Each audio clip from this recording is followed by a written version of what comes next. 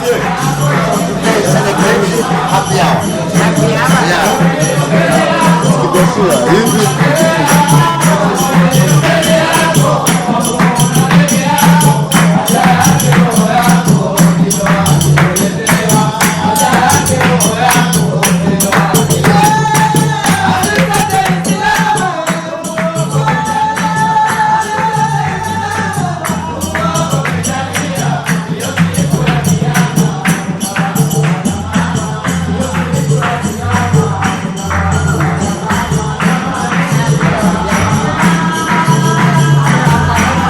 അപ്പം നമ്മളവിടെ പാട്ട് പാടുന്ന കേട്ടില്ലേ, അത് അവർക്കുള്ള ഹാപ്പി അവർ എന്നാണ് പറയുന്നത്.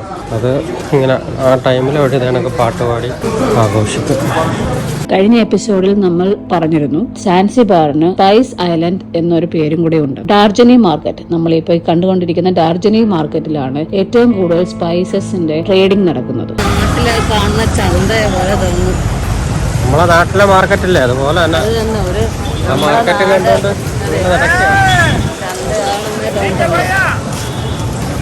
ഇവിടെ കുറേ പേർക്ക് ഹിന്ദി അറിയാം കേട്ടോ. അവരെല്ലാവരും നമ്മളെ കാണുമ്പോൾ ഇങ്ങനെ അവരെ ഷോപ്പിലേക്ക് വിളിക്കും. ഇന്നത്തെ എപ്പിസോഡിൽ ഞങ്ങൾ നിങ്ങളുടെ മുന്നിൽ കൊണ്ടുവരാൻ പോകുന്നത് യുനെസ്കോയുടെ വേൾഡ് ഹെറിറ്റേജ് സെന്ററായ സ്റ്റോൺ ടൗൺ ആണ്. താൻജനിക്കയും സാൻസിബാറും കൂടി ചേർന്നാണ് താൻസാനിയ എന്ന പേരുണ്ടായത്. ഇവിടെയൊക്കെ നമ്മൾ ഇന്നലെ വാങ്ങിച്ചില്ലേ, അതിനൊക്കെ റേറ്റ് കുറവായിരിക്കും.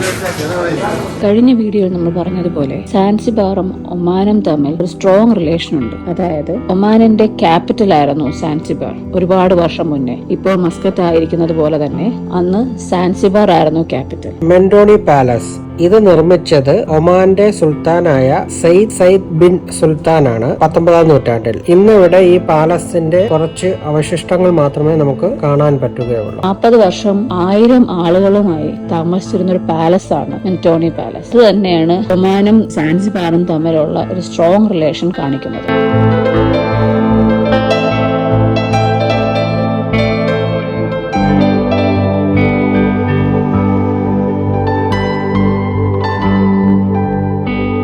ഇവിടുത്തെ ഓൾഡ് ഫോർട്ടാണ്.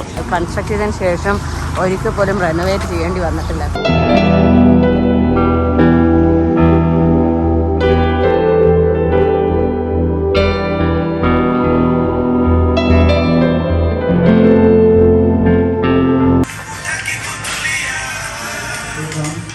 ഹായ്.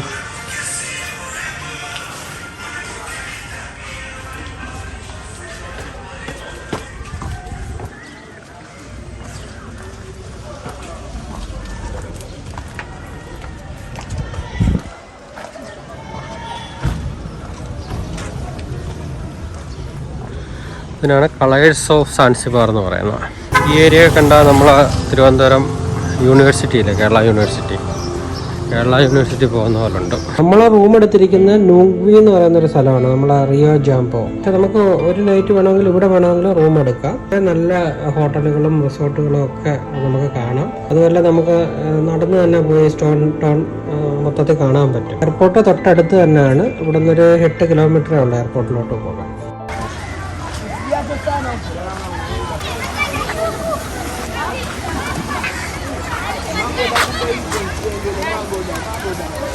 വെള്ളത്തിൽ വീഴാതെ പ്ലാസ്റ്റിക് ബോട്ടിൽസ് കളക്ട് ചെയ്ത് വെച്ചിരിക്കുന്നത് നല്ലൊരു കാര്യമായിട്ട് തോന്നി. ചെറിയ കാര്യങ്ങൾ പോലെ ഇവിടെ എല്ലാം നല്ല വൃത്തിക്കാണ് സൂക്ഷിച്ചിരിക്കുന്നത്.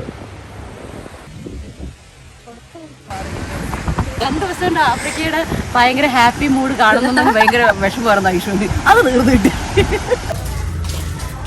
2 ദിവസം നടക്കാൻ വയ്യ.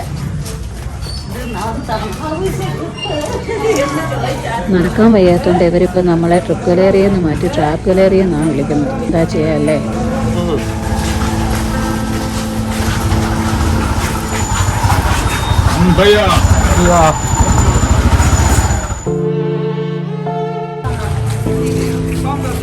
$46,000 ഷില്ലിംഗ് ആണ് അതിന്റെ എൻട്രൻസ് ഫീ. അതായത് $20. ഇതൊരു ആംഗ്ലിക്കൻ ചേർച്ച് ആണ്.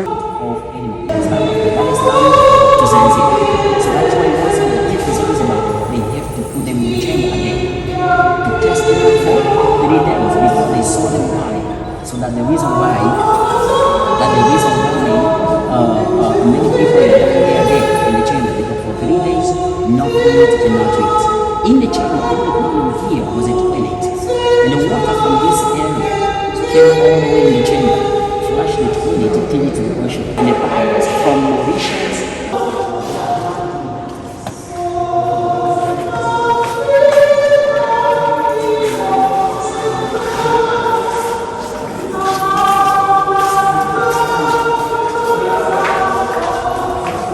ഇദ്ദേഹമാണ് കുറച്ചു മുമ്പേ നമ്മൾ കേട്ട കൊയർ പാടിയത്. എന്ത് നല്ല വോയിസ് അല്ലേ.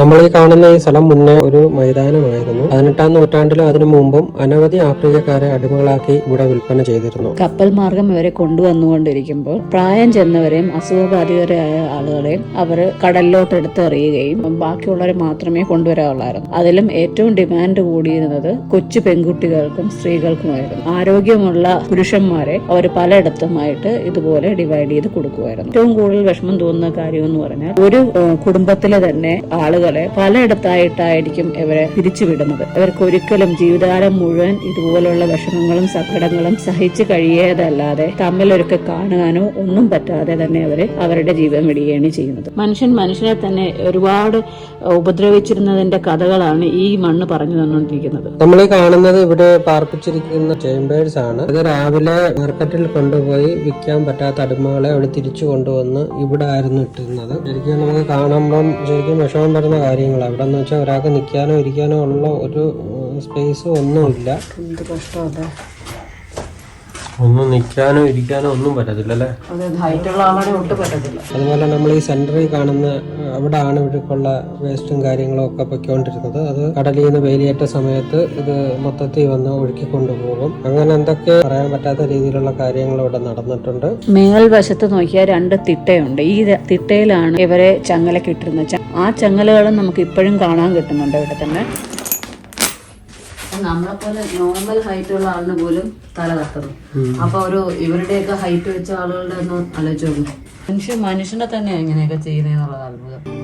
മനുഷ്യനെ ഇത്രയും ക്രൂരമായിട്ട് കഷ്ടപ്പെടുത്തിയിരുന്ന ഒരു സ്ഥലം കണ്ടിട്ട് നമുക്ക് ഒരുപാട് നേരമൊന്നും നിൽക്കാൻ പറ്റിയില്ല. നമ്മൾ അപ്പോഴേ തന്നെ ഇവിടെ നിന്ന് ഇറങ്ങി. ഇരുട്ട് നിറഞ്ഞ ഒരു മുറി, വൃത്തിയില്ലാത്ത ഒരു സിറ്റുവേഷനിലാണ് ആ പാവങ്ങളെ പാർപ്പിച്ചിരുന്നതെന്ന്. നമ്മൾ കാണുന്നത് ഇതിന്റെ സ്മാരകമാണ്, അടിമകളുടെ ഓർമ്മയ്ക്കായി. മനുഷ്യനായിട്ട് ജനിച്ചിട്ട് ഒരിക്കലും മനുഷ്യനെ വില കിട്ടാൻ വരുമ്പോൾ ഒരു വിഷമം.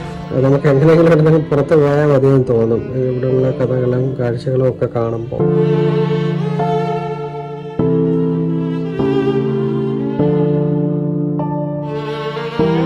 ബ്രിട്ടീഷുകാരുടെ വരവോടുകൂടി ഇവിടെ അടിമക്കച്ചവടം നിർത്തലാക്കപ്പെട്ടു. പക്ഷെ അതും ടൗണിൽ മാത്രമാണ് പൂർണ്ണമായും നിർത്തലാക്കാൻ പറ്റിയത്. കാരണം മറ്റു സ്ഥലങ്ങളിൽ ഇത് രഹസ്യമായിട്ട് അടിമക്കച്ചവടം മുന്നോട്ട് പോകുന്നുണ്ടായിരുന്നു.